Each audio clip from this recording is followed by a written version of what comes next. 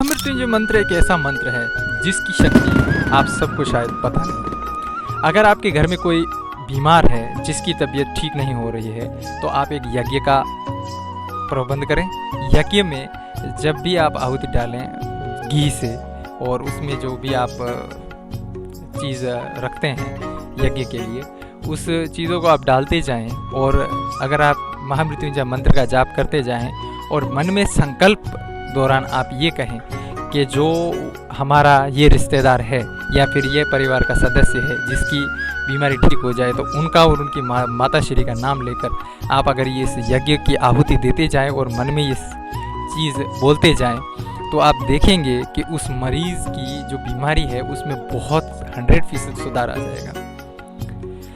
ये चीज़ बिल्कुल आजमाई हुई है, बहुत सारी यूनिवर्सिटी में इसके ऊपर मतलब रिसर्च भी की गई कि बिल्कुल इससे बहुत ज़्यादा बेनिफिट्स पड़ता है। तो आप महामृत्युंजय मंत्र ज़रूर पढ़ें और ये आपको अवेलेबल हो जाएगा, गूगल पे भी अवेलेबल हो जाएगा और यहाँ स्क्रीन पे मैं उसका जो है दे रहा हूँ, उच्चारण भी करके बताता हूँ। ओम त्र्यंबकम यजामहे सुगंधिम पुष्टिवर्धनाय उर्वारुकमिवर्धनाय मृत्युर्मोक्षी अमाम दत्तात्।